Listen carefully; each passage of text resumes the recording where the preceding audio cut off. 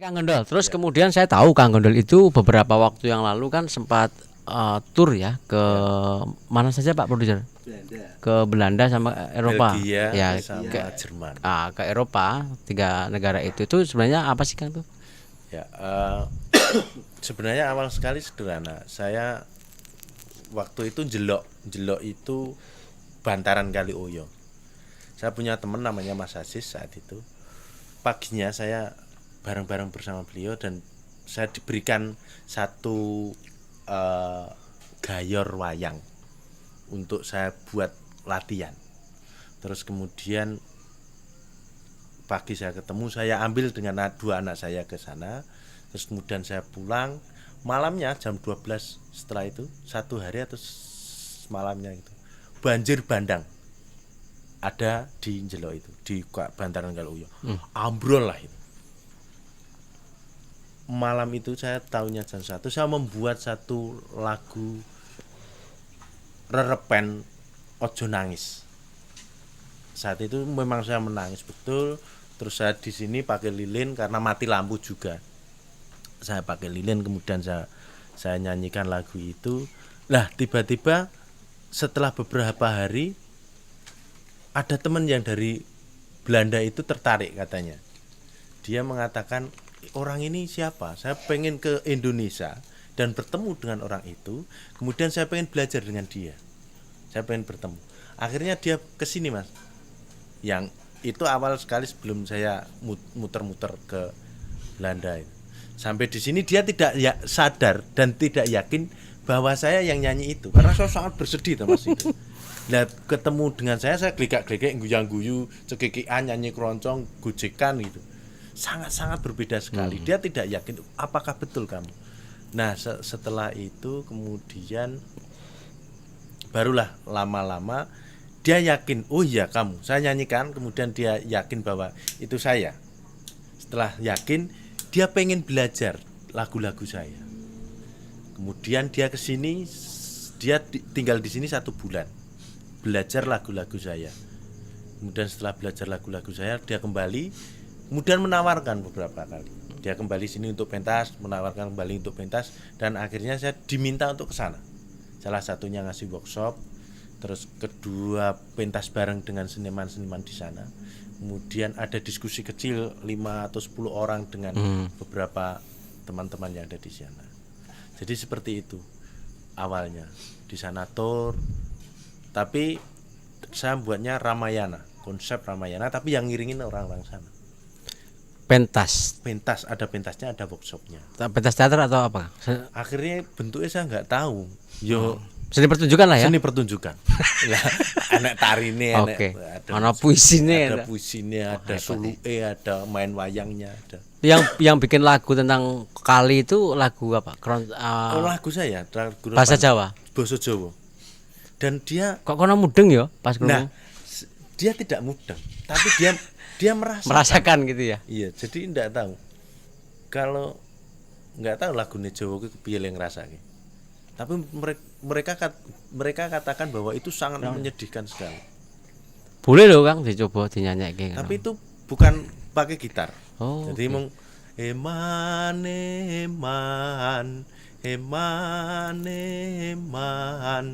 duwong manis ojo nangis elingo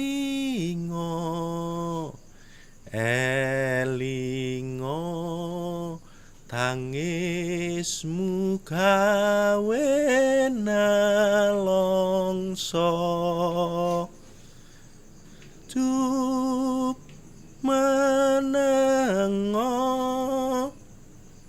Ya itu. Oke. Jadi lagu itu sangat berat saat itu saya nyanyikan karena saya buat, saya tulis di tengah mereka menangis karena jalannya terputus. Orang-orang di sana nangis Mas. Malamnya itu saya tahunya dari berita, dan berita itu luar biasa. Setelah saya menanjihke, saya tidak bisa matur sama Mas Aziz. Saya nggak tahu apa-apa Mas, karena saya tidak punya uang, saya tidak punya apapun kecuali lagu ini. Dan lagu ini pun tentang kesedihan. Kula nyuwun ngapunten Mas. Saya kirim tribut Gus Aziz mudah-mudahan gitu. Ya dari lagu itulah yang kemudian berkahi sampai saat ini. Terus bisa kemana-mana tulan tanpa bisa bahasa Inggris dengan baik. Ya, bahasa Inggris saya tok-tok Mas. berapa minggu atau berapa 1 bulan. atau bulan tuh ya? Ditawari sebenarnya 3 bulan sekali ke sana, tapi ternyata beratnya saya punya istri Di rumah ya. di rumah. Kalau di sana ada istrinya mungkin saya bisa. Wah. Nah, ini sudah ada Mas. Susah. Saya 1 bulan sudah. Tapi kan terekam Kang. Ya iya. Enggak maksudnya itu berat bagi saya. Baik Kang, kalau beralih Kang ya, kalau ngomongin kekaryaan nih, Kang Gondol sendiri misalnya dalam membuat lakon, mungkin spesifik lagu ya itu Iya. sumbernya memang dari dari banyak kejadian-kejadian atau peristiwa-peristiwa kemanusiaan atau fenomena-fenomena gitu ya. Paling banyak di situ ya. Ya. Jadi saya nulis naskah, nulis lagu, membuat beberapa karya. Ya ada beberapa yang memang luwih nang Gunung Kidul Mas, karena saya wong Gunung Kidul. Jadi nek naskah yo naskah Gunung Kidulan, naskah tentang Pulau Gantung, naskah tentang Pulau Gantung itu bunuh diri. Ya. Teman-teman semua, Bro. Jadi Pulau Gantung itu adalah istilah di Gunung Kidul ya, Kang. Di Gunung Kidul tentang kasus-kasus bunuh diri. Ya, saya pernah menulis itu, terus pernah menulis Luh ing mangsa rendeng itu peristiwa orang tua yang kemudian ditinggalkan oleh orang anaknya, semuanya habis tapi dia hanya berada di Gunung Kidul. Nah, di situ Mas dipentasan beberapa kali dan itu membahagiakan. Nah, ada beberapa yang kemudian harus saya baca. Misalnya saya buat pentas kolosal misalnya. Ya harus ada literasi. Literasi tentang bacaan-bacaan tentang wayang ya, Kang. Ya tentang wayang, ya tentang apapun yang kemudian akan dipentaskan. Kadangkala enek sing misalnya kaya sebuah perusahaan yang pengen membuat pementasan ya, kemudian yang membaca itu.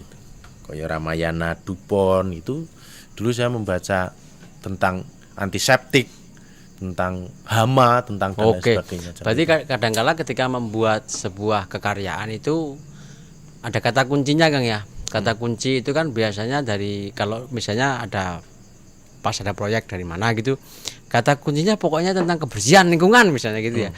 Terus kemudian Kang Gondol mencari tentang cerita-cerita yang literasi-literasi yang hubungannya dengan kebersihan lingkungan. Kalau cerita wayang apa ya yang ada pagebluk tentang kebersihan ya kan gitu. Kemudian mencari ke situ ya. Nanti gayut ke. Tapi ada yang kemudian misalnya nek sing lagu itu Mas. Rata-rata tekoni datang dengan sendirinya itu. Misalnya saya buat angkringan mriki niki itu. Ya nulis gitu. Wis seneng karena saya pernah ke sana saya nulis sampai rumah. Nulis. Terus warung beli, tempat-tempat yang kemudian menghidupi saya. Itu tuh nama tempat Kang. Nama tempat, Wulen Pari itu jadi tempat-tempat untuk makan, tapi mereka menghidupi hidup saya. Itu menarik loh. Jadi pendokumentasian tempat-tempat tapi bukan secara deskripsi tulisan tapi secara lagu gitu. Jadi, itu malah justru akan panjang loh Kang. Nah, makanya itu yang kemudian kalau nggak kayak soundtrack tempat gitu loh modelnya tuh. Saya buat itu. Terus mereka yang delalah yang punya ya bahagia. Terus sampai saat ini secara hidup saya tertanggung dengan lagu-lagu itu. Jadi itu saya membahagiakan. Nah itu ya secara finansial akhirnya. Iya nggak apa-apa Kang, kalau memang sih dalam jagat kesenian kita yang berpotensi menghasilkan industri itu setahu saya memang musik gitu. Yang kedua memang seni rupa. Kalau teater agak rumit ya Bro. Teater seni tadi situ agak rumit, pertunjukannya agak rumit memang. Tapi kita teater loh. Iya, saya dikit-dikit teater lah gitu ya. Dikit-dikit juga nulis juga gitu loh. Tapi nulis itu juga nggak ada itunya, nggak ada honor secara finansial itu juga kecil, nggak bisa diharapkan. Kalau musik mungkin bisa Kang ya. Sama saja kalau musik baru tahapan berjalan juga sama saja. Kadang-kala saya diminta untuk pentas di mana, saya malah kadang-kala merogoh sangu tinggu teman-teman, misalnya si A gitu, karena dia kesini pakai bensin dan lain sebagainya, saya harus menggantinya. Kalau saya bilang itu tidak ada finansialnya dari sana, saya kasihan, tora gelem dinai, tapi saya harus ngasih. Nah di situ kuwi kok saya nek gantine dhewe yang Gusti Allah. Itu yang saya yakini. Jadi enggak apa-apa. Jadi misalnya saya harus ke pantai Gunung Kidul sebelah sana, tidak ada financial blast, tidak ada dikasih apa enggak. Yo nongkono mangani tok. Dono gitu, terus kemudian pulangnya saya nyangoni anak-anak. Kok masih mau Kang kayak gitu? Itu adalah Repot hidup. loh, Kang. Itu adalah hidup. Itu pilihan. Ketika karya kita kemudian dinyanyikan di sana mereka senang. Ku baik gaya aku luar biasa Dimas. Tapi banyak seniman loh Kang yang kalau nggak ada duit itu nggak mau ya Kang. Ya, Gimana itu? pilihan, itu pilihan. Itu pilihan dan itu baik. Ya, oke. Dan itu baik. Nah, menurutku mereka yang tidak mau pun itu pilihan. Nah, bagi saya mau karena itu bahagianya saya. Alasannya sederhana Dimas. Aku duwong kesenian. Aku itu basicnya teknik yang kemudian seneng berkesenian. Lah ndelalah enak sing nyenengi. Jadi kemudian mereka mengapresiasi itu. Gitu. Sarjananya berarti bukan seni Kang kalau Bukan. sekolah. Oh, justru malah bukan seni, Bro. Mesin. Pantesan bukan seniman soalnya kalau seniman tuh ada banyak sekali ya. Seni itu kalau nggak ada duitnya itu nggak jalan loh. Ada loh. Harus ada ongkos produksi dulu baru mereka berkarya. Bahkan orang nulis itu atau orang mencipta itu kalau ada duitnya gitu loh. Jadi artinya seni di situ oleh seniman itu tidak berlaku sebagai kebutuhan rohani. Seni sudah terkomersilkan. Itu kan repot. Nah, mungkin barangkali teman-teman dari Kang Gondol bisa belajar untuk terutama untuk para pemula ya. Terutama untuk teman-teman muda yang ingin menjadi seniman ya jalannya itu tinggal teman-teman aja yang milih gitu loh. Kalau dari Kang Gondol yang bisa kita ambil bahwa kalau mau berkesenian ya kita tulus, nothing, tulus aja gitu loh, nggak usah tendensius kemana-mana. Membuka itu tadi banyak sowan, banyak tulan, banyak belusuan, membangun jaringan itu akan menimbulkan iklim tersendiri di mana teman-teman akan bisa hidup di situ. Yakinlah saja. Halo toh Kang? Iya. Bener aku Kang. Bener Jan top. Jadi ini aku mulai membayangkan gini, ketika saya menulis pun saya tidak menulis sendiri karena itu ilham saya ke Gusti Allah. Dan ketika Gratis mulai. Iya, gratis. Dan ketika saya ditanya, maka saya tidak pernah menuliskan ciptaan Gondol Sumargino, enggak. Songwriter, penulis lagu gitu. Karena ketakutan. Kalau aransemennya siapa juga Kang? Saya biasanya. Oke. Cuma saya meyakini bahwa kemudian wah ini masalah. Nah kemudian saya ngomong pencipta lagu, wong lagu ki tiba-tiba enek aku nulis ketek-ketek ndelalah dipaksa nulis ora iso kok. Iya ya, istilah pencipta lagu tuh kayaknya kok maha kuasa banget ya. Aku ora iso Mas. Aku gitu. mending tidak. Lebih bagus sebagai songwriter. Nah, aku atau penulis lagu gitu, Nah, Bro. nek nang Indonesia kan nek penulis lagu piye? Itu tapi lomba nyipta puisi itu mencipta puisi itu banyak loh. Tapi lomba kan itu cipta. wis kaprah. Nah, bagi saya nek aku ketika ditanya tulisan atau nyanyian, saya tidak berani mengatakan itu tulisan saya karena nadanya juga sudah ada. A mlebu C, C mlebu E, itu sudah ada. Kita tinggal nana-nana delalah gathuk enek lagune sing mirip atau sing padha ya ora ngerti. Wong nyatane le nulis ngono. Nah, nek dulu dengan orkes Omah Gondol, itu yang banyak mengaransemen malah Mada. Tapi lagu awal gerang-gereng-gerang-gerengnya awalnya dari Pak Bruce Mada itu apa Pak Bruce? Mada itu anak nama orang. Oh gitu. Ya, jadi mereka kalau di Jazz Gandes bareng-bareng. Biasanya saya lagu dulu greng-greng-greng, kemudian saya Ya sampaikan berkembang mereka, ya. ya, Berkembang secara proses internal di Jazz Gandes ya. Oke. Kang Gondol itu nyiptain lagunya apa? Modelnya karena saya kalau ngikutin di sosial medianya Kang Gondol itu macam-macam lagunya. Ada yang jazz, terus ada yang campur sari juga kayaknya ada loh. iya. Campur sari itu ada ya Kang. Lah, Diceritake Kang. makanya ini. kan itu susah toh kalau kemudian ditanya kok metune akeh banget ngono kuwi. Lah aku radong Dimas. Artinya itu keluar dengan sendirinya kalau kemudian metunya campur sari, metunya kemudian jazz, metunya kemudian bahasa Indonesia, bahasa Jawa, itu yang keluar. Saya tidak pernah kemudian wah iki kudu dangdut, wah iki kudu enggak. Tapi Tidak ada maksud ke sana dulu ya. tidak ada. Saya tidak mengkapling saya di mana gitu.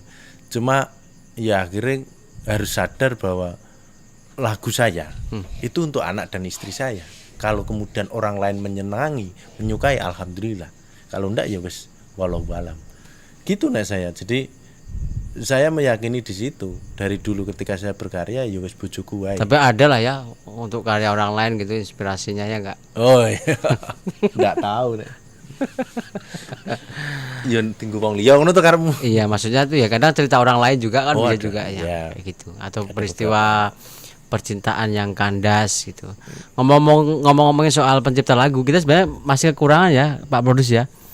Oh, kekurangan loh pencipta lagu. Mungkin kalau yang kemarin-kemarin yang paling booming campur sari mungkin Didi Kempot ya, Ya, almarhum Kempot. itu mantos ya, dan semuanya sudah meninggal dunia semua ini. Sebenarnya itu potensi loh. Iya.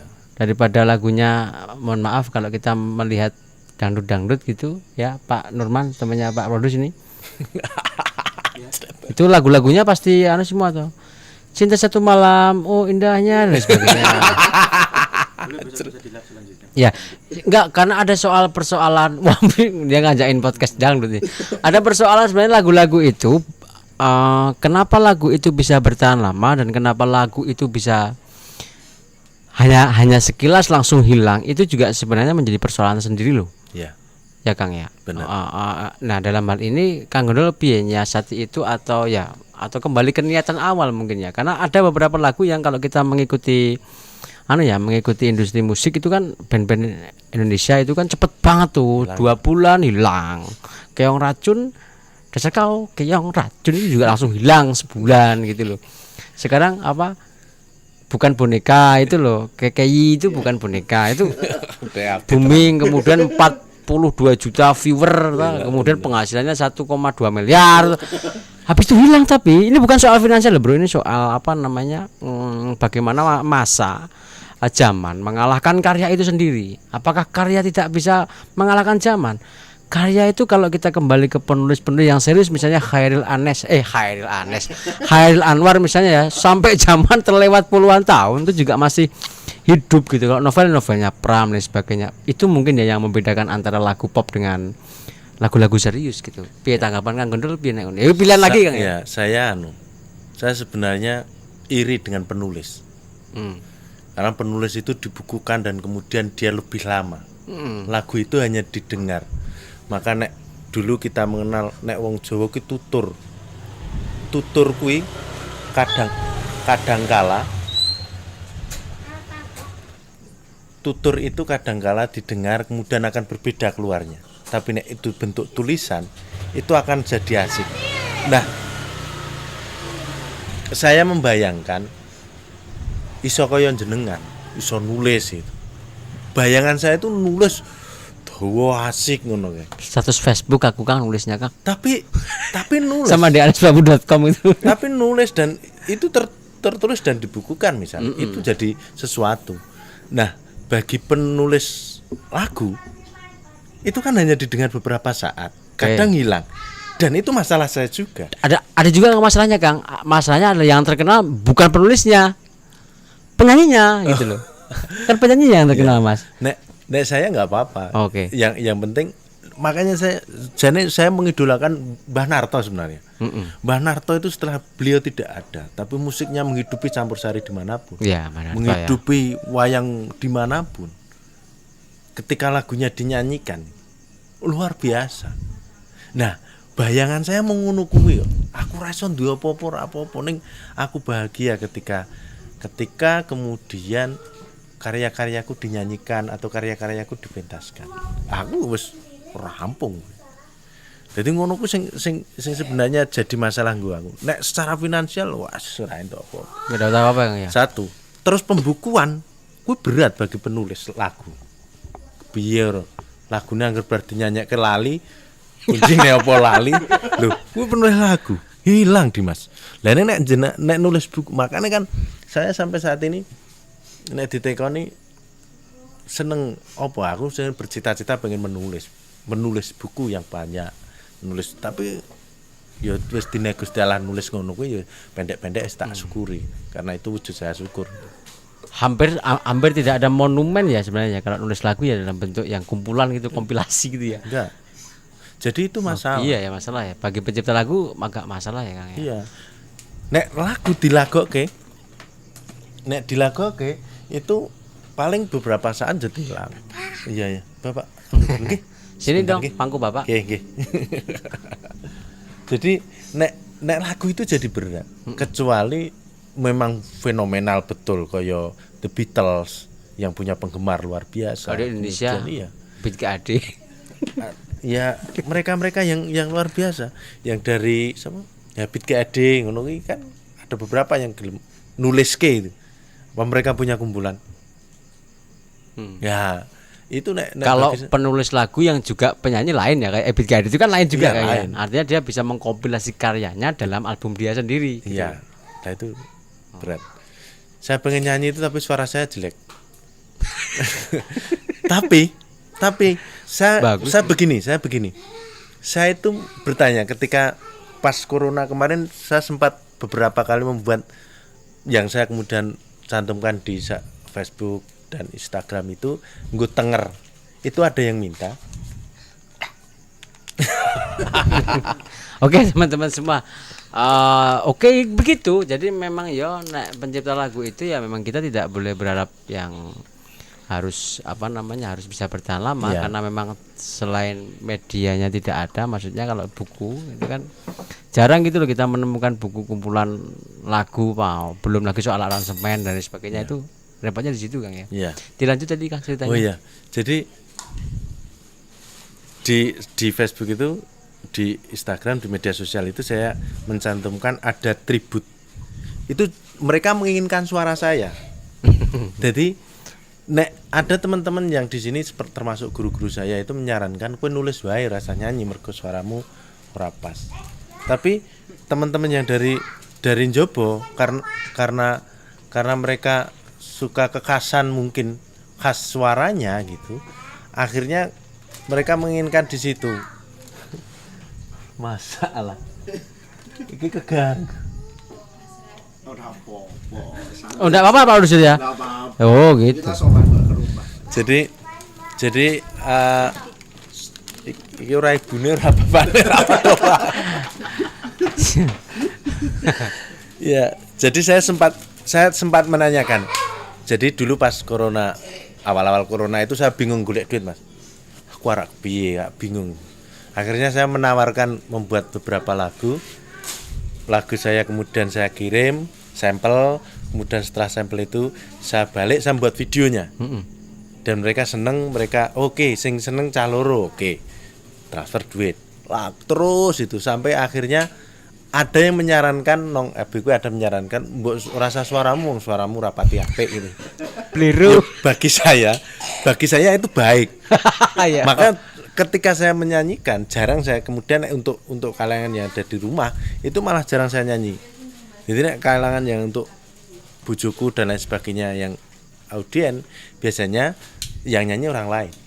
Dan di sana yang minta itu Tresno itu sampai 31 orang. Tengre banyak saya dapat apa-apa itu dari lagu Tresno. Nih saya ngeleker diomongi suaramu elek saka wong Indonesia. 31 orang itu 31 orang yang kemudian meminta dan ngasih budget sampai 1.500 euro. Berapa itu Mas Susukan? Banyak itu. Wah, jadi repot kayaknya. Jadi itu saya dapat itu. Terus yang Brang Taning Wang itu 2. Terus beberapa lagu yang kemudian tak nggut tenger bahwa saat itu saya dapat finansial dari sana. Dan itu membuat saya hidup. Nek wong Indonesia kadangkala teman-teman saya yang dekat pun tidak yakin bahwa suara saya apa wong ya aku yakin suaraku ya elek. Tapi mungkin kekhasan yang mereka cari, Mbak. Iya, Kang. Ya, suara itu bukan soal Ya, mungkin. jelek dan tidaknya loh, ini soal kekhasan dan langgam. Setiap orang tuh punya langgam sendiri. Langgam. Jadi Iwan Fals tuh neng apa lho nih Iwan Fals? iya makanya dulu kan katanya juga nggak bisa nyanyi tuh katanya. iya. Dianggap kue rasa nyanyi Iwan, suaramu fals, malah dedek jeneng Iwan Fals gitu kan. Gitu gak sih ditanya? Aduh. Ya sebagai seniman sing hanya belajar untuk menyanyi dan belajar untuk berkarya, wis alhamdulillah. Iya, Terus sangat diapresiasi luar biasa itu, Kang. Jadi, wis alhamdulillah bagi saya. Makanya kemudian nek kepiye le nyanyi, ya wis tak syukuri ngono kuwi wae. Kalau saat ini kemudian saya menulis dan orang lain yang menyanyikan, ya kuwi wis karena Ya. saya urung pati apik. Ya, anak itu karya itu kan anak ya Kang ya. Betul. Anak, jadi nasibnya biarlah Sepakat. terbawa angin dan terbawa arus. Wah. Biarkan dia menemukan celah-celah di sela-sela batu atau di lautan yang sedemikian luas tak Sastrawan terbatas. Cik. Allahu Akbar. Anjrit. Diketok. Rasa diketok. Enggak ada maksud apa-apa loh. Oke, gitu Kang. Terus Kang, ini saya juga saya tetap itu. Nah, akhir-akhir ini tertarik dengan itu Kang. Pembacaan saya dengan Jazz Gandes itu. Yang genrenya gimana kan diceritakan Jazz Gandes? Saya nggak bisa menjelaskan kuwi genrenya jazz atau dangdut atau pop atau apa. Itu yang saya itu buatnya tahun 2009 sebenarnya. Jazz Gandes itu saya pernah buat. Namanya Jazz Gandes itu apakah itu mencerminkan musik jazz gitu loh? Saya nggak tahu. Oh. Orang lain bisa mengatakan Itu kan analogi dari Jazz Gandos toh sebenarnya. Jazz Gandes. Jazz Gandes ya. Jazz Gandes. Jazz Gandes itu sebenarnya keinginan saya art nguyak ngejazz ini. Cuma mungkin karena secara keilmuan, pengetahuan dan lain sebagainya kurang, ya akhirnya ra iso jazz. Akhirnya jazz Gandes itu cantik. Gandes ya. Gandes Keren luas. Makanya di situ. Dulu saya buatnya anak 2009. 2009 anak Jaiponge. Lah tapi setelah itu anak-anak hilang. Sudah habis, sekarang sudah pada di Jepang dan lain sebagainya. Saya berpikir kalau kemudian saya dengan orkes toh dulu Mas, orkes itu keroncong. Oke, keroncong. Kuat di keroncongnya. Tapi nek sing jazz itu luweh modern menurut saya, luweh luwes. Karena orkes itu memang wong-wonge Oke. sekolah, Oh gitu. orang-orang yang memang kompeten di bidang musik. Kalau dari segi pemasaran Kang Gondol merasakan lebih asik di jazz ya? Sama nek bagi saya, karena saya tidak memasarkan mereka. Jadi gini Mas, Jazz Gandes itu sebagai embrio saya untuk berkarya wis ngono kuwi tok. Ketika orang lain seneng, aku wis ayo mangkat. Wis selesai di situ. Tapi nek pilihane bermusik, Pilihan personalnya Kang Gondol maksudnya? ora, nek personal kan semuanya sama. Oke. Mung pinter orkes. Karena mereka kan sekolah teman. Iya. Ada yang dari isi, ada yang dari anu. Nek sing jazz itu karena tare sama tatarane aku ya wis ora iso, kono ora iso, kabeh ora iso, dadi ketara ora iso kabeh. Akhirnya bentuknya jadi klub. Nek di orkes itu aransemennya asik Mas. Nah iki klub neng asik banget ngono iki. Orkes itu punya apa ya? Ya, secara personal dia skillnya memang harus selesai toh Kang. Selesai. Di orkes ya peminatnya tersendiri. Iya. Kelas khusus. Nek sing arak kelas khusus orkes. Nek sing nyeneng-nyenengke ya Jazz Gandes. Ganti personil. Tidak ada keinginan untuk itu nulis dangdut koplo Kang atau Saya nulis ini dangdut koplo saya. Saya ini baru tahap nulis lagu napak tilas. Kalau teman-teman penulis pernah nulis bukunya besar, saya napak tilas dengan tulisan untuk istri saya. Dulu ketika saya mau menikah dari 2000 sampai 2008 saya menulis serat pangrantu 100 mocopat untuk istri saya. Nah, saya ini menapak tilas untuk membuat sekitar 50 lagu untuk istri saya. Jadi saya baru membuat 3 lagu untuk beberapa kota gede, termasuk kemarin yang saya buat sudah saya aransemen. Terus